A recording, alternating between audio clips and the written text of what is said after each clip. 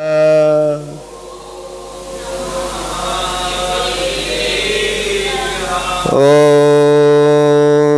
नमः सिद्धेभ्यः।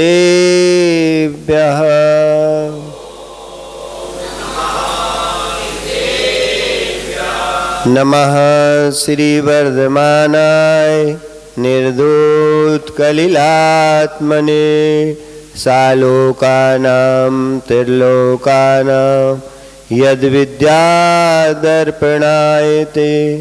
नमो अरिहन्ताणं नमो सिद्धाणं नमो आयरेयणं नमो अज्जायाणं नमो लोय सब्बसावणं। अनंतानंद सिद्ध परमेष्टि भगवान की 1008 श्री आदिनाथ भगवान की 1008 श्री पार्श्वनाथ भगवान की वर्तमान शासक नाय श्री महावीर स्वामी की परम पूज्य आचार्य भगवान विशुद्ध सागर महामुनिराज की 2.5 दीप में विराजमान 3 कमनों कोटि मुनिराजों की द्वादशांग जिनवाणी माता की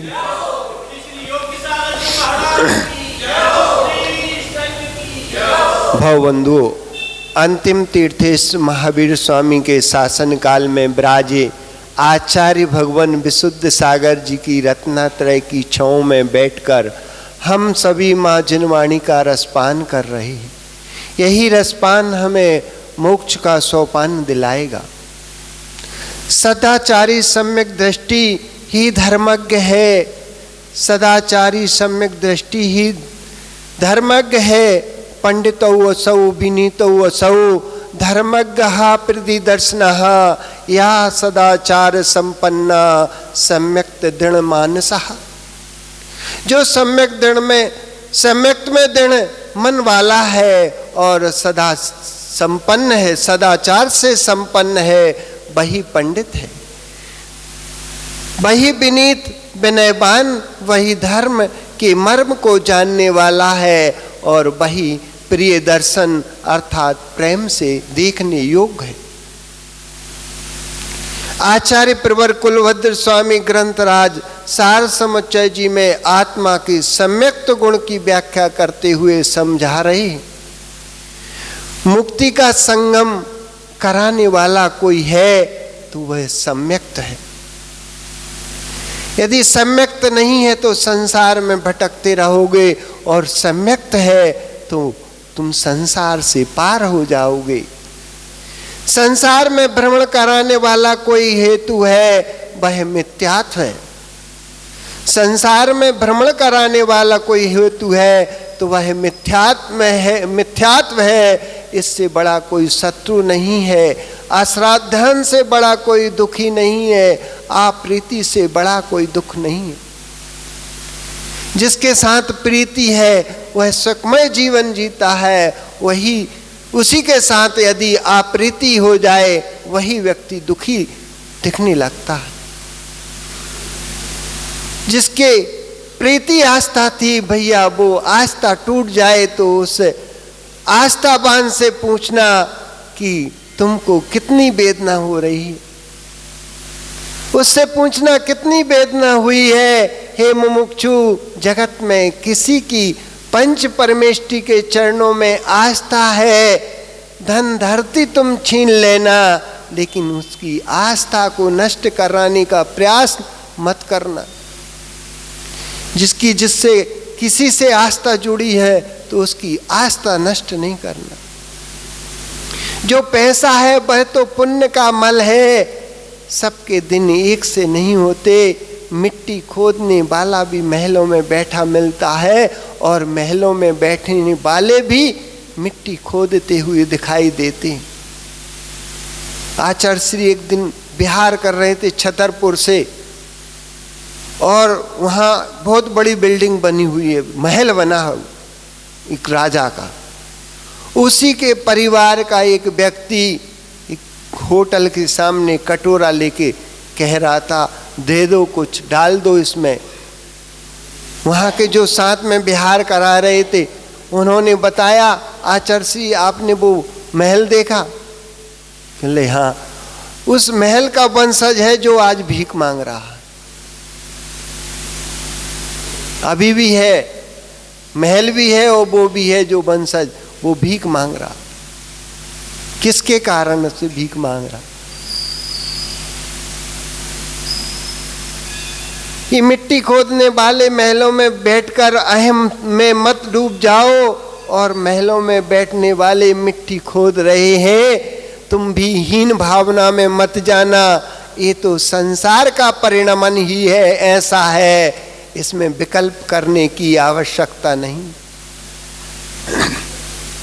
जिसमें राग करते थे वही राख हो जाता है, जिसमें ज्ञानी टीन के टीन, पीपा के पीपा, कनस्तर बोलते आप, कनस्तर के कनस्तर सुगंधित तेल के लगा चुके थे, वह भस्म के रूप में परिवर्तन दिखाई देता है। ये शरीर जलकर राख हो जाता है। इसी शरीर में कितना तेल लगाया, कितना सुगंधित पदार्थ लगाए, लेकिन फिर भी राख हो गए, नहीं बचा पाए। वह भस्म के रूप में परिवर्तन दिखाई देता है। ज्ञानियों, जिनालयों की वंदना करने आते हो, कभी कभी समय मिल जाए तो शमशान घाट भी चले जाया करो। शमशान घाट जाया करो, जब भी मौका मिले एक बार शमशान की ओर जाकर देख आया करो। जो अहम में डूबे थे वे ही अग्नि में झुलस गए, जो अहम में डूबे थे वे ही अग्नि में झुलस चुके हैं। एक एक अस्थि पंजर को उठा करके लोगों ने बीन बीन करके कहीं बिखरा ना दिख जाए, उठा उठा के इकट्ठा करके और एक गड्ढे में डाल दिया। किसी का स्पर्श हो जाएगा तो अशुद्धि हो जाएगी, तो एक एक हड्डी बीन कर डालते हैं, एक एक राख। और तो और वहाँ, अब यहाँ तो इलेक्ट्रिक सिस्टम है, लेकिन जहाँ चिता जलाई जाती है उस जगह को भी लीप कर आते हैं, पानी से शुद्ध करके आती। उसका भी एक रीजन होता है, ऐसे नहीं कि ये तो ऐसे ही। ये क्रिया अच्छे से करना चाहिए, नहीं तो क्या छोड़ के चले जाओ। अभी भी करना चाहिए तुमको। अरे इलेक्ट्रिक के बाद जो हड्डी और अस्थियां मिलती हैं उनको तो व्यवस्थित करके आना चाहिए तुम्हारे। दूसरे दिन जाते हैं, तीसरे दिन जाते हैं, वो उनकी व्यवस्था अच्छे से करना चाहिए। वो भी नहीं करते तुम लोग, अच्छे से नहीं करते, हमें पता है। एक एक अस्थि बीन कर वो गढ़ा के आना चाहिए मिट्टी में। गलत काम है। जमुना जी में कितने जीव मारते हो तुम, पता है तुम्हें?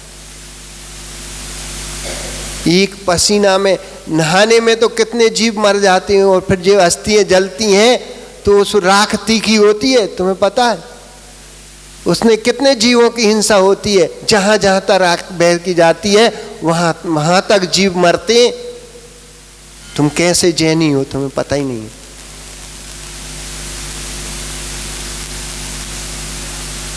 उस ध्रुव भगवान आत्मा को निहारो जो देह पंजर के अंदर ब्राजी है। उससे कह देना, हे भगवान आत्मा, जिससे राग कर रही है वह तो राख हो गया, वह तो राख होगा। राख होने वाले में राग क्यों? शरीर से राग करते हो वो तो राख हो जाएगा, होने वाले में राग क्यों? और जिसके प्रति तेरा ध्यान नहीं है वो भगवान आत्मा सम्यक्त के ऊपर लगे संकादि मल का धोवन करो। सम्यक्त के ऊपर लगे संकादि मल का धोवन करो। सम्यक्त में संकादि मल को तो धो, परंतु तन के मल को धो करके तुम निर्मल नहीं कर पाओगे। आत्मा को निर्मल नहीं कर पाओगे। शरीर में जो कहते हैं हम तो पाप धो आते हैं, गंगा जी में स्नान कर आओ तुम्हारे पाप कट जाएंगे, ऐसा हो सकता है? शरीर के धोने से आत्मा नहीं धुलती। सम्यक्त में संकादि मल को तो धो, परंतु तन के मल को धो करके तुम निर्मल नहीं कर पाओगे। कड़वी तुमड़ी को कितना ही धो धो लेना हे मुमुक्षु, कड़वी तुमड़ी की करवाहट को तुम दूर नहीं कर सकोगे। ऐसा ही यह देह चर्म के पिंड को तू शुद्ध करना चाहता है, यह शुद्ध नहीं हो पाएगी। चाहे इसका उपयोग कड़वी तुमड़ी को लेकर के सुखा लेना, लेकिन खाएगा तो ऊपर चला जाएगा। कड़वी तुमड़ी को खाएगा तो ऊपर चला जाएगा। कड़वी तुमड़ी खाए मृत्यु हो जाएगी, क्योंकि वह जहर होती है। लेकिन उसी कड़वी तुमड़ी को सुखा लेना, और जब सूख जाए तो उसे लेकर एक विशाल सरोवर में, नदी में, तालाब में, सागर में कूद जाना, तो तुझे वो पार लगा देगी। कभी तैरे हो? नहीं तैरे।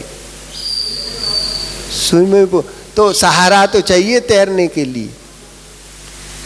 सरोवर या सागर में कूद जाना तो वही कड़वी तुमड़ी तुझे पार, सागर से पार करा देगी। वही कड़वी तुमड़ी सूखने के बाद तुझे सागर से पार कराने की सामर्थ्य रखती है। ऐसे ही यह देह है, इसका भोग में भोग करेगा तो कड़वी तुमड़ी के समान तेरे संयम को मारकर तेरे को दुर्गति में भेज देगा। और यदि तू कड़वी तुमड़ी रूपी शरीर से साधना करके सुखा लेगा, वह तुझे भवसागर से पार कर देगा। ये कड़वी तुमड़ी है, शरीर कड़वी तुमड़ी है। किसी वस्तु एकदम हे मत समझो, किसी वस्तु को एकदम हे मत समझो। नहीं, ये हमारे कोई काम की नहीं। इसका उपयोग करना सीखो। खाने के लिए हे है, परंतु समुद्र में तैरने के लिए हे नहीं है।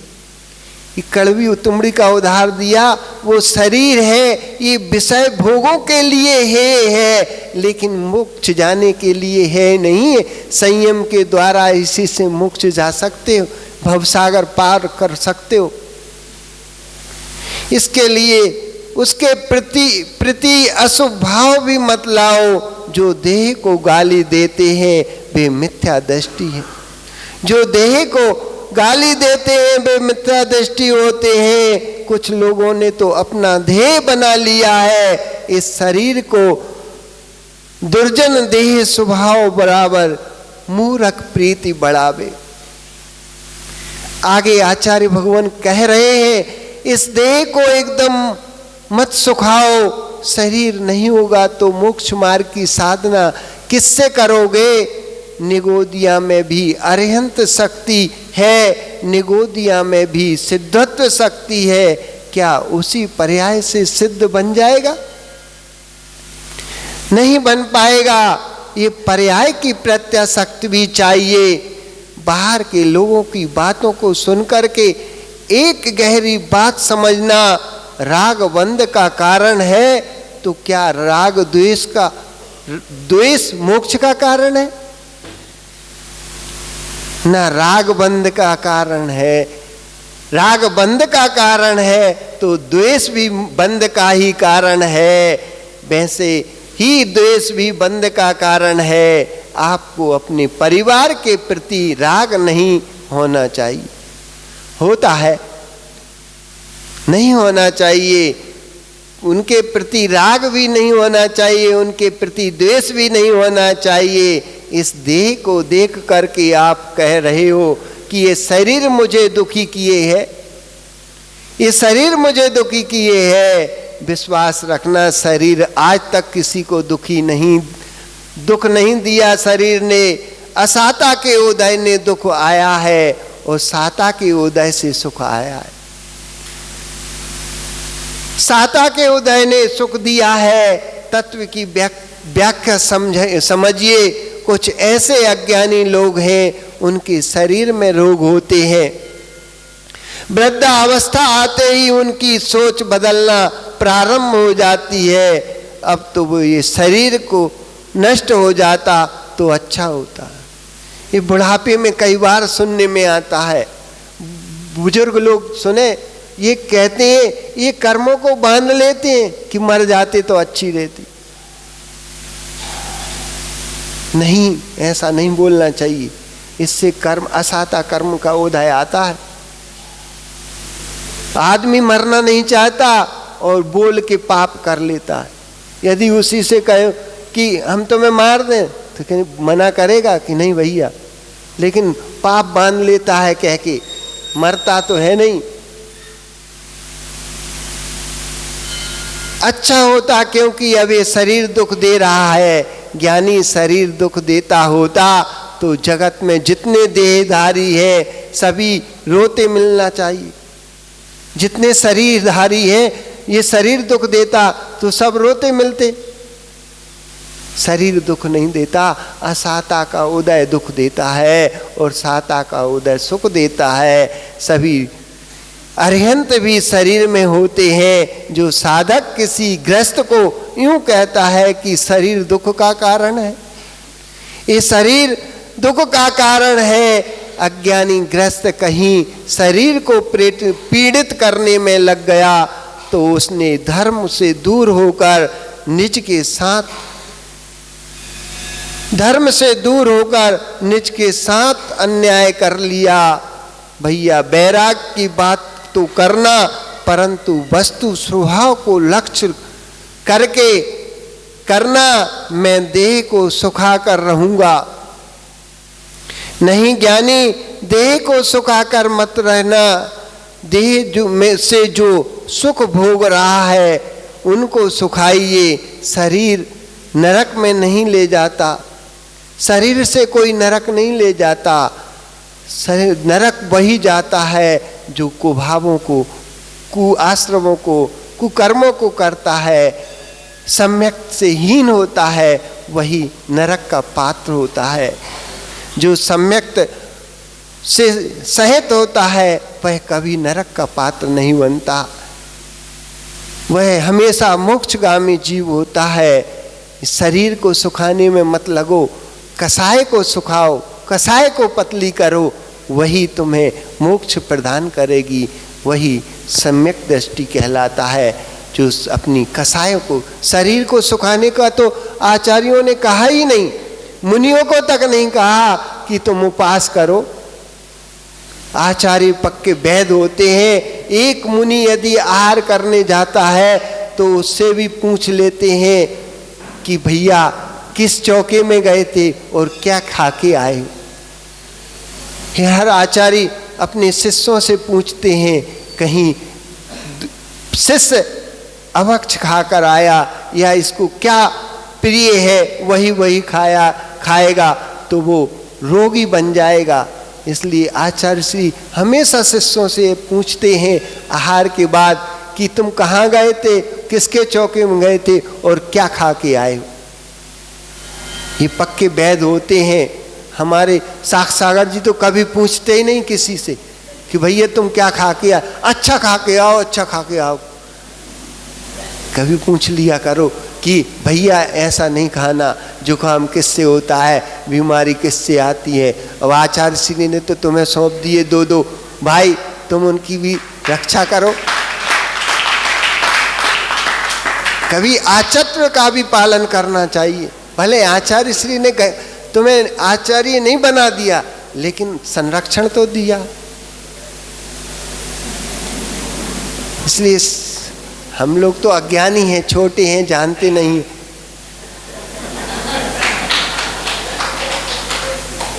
तो परम पूज्य आचार्य भगवान विशुद्ध सागर महामुनि राज की जय हो।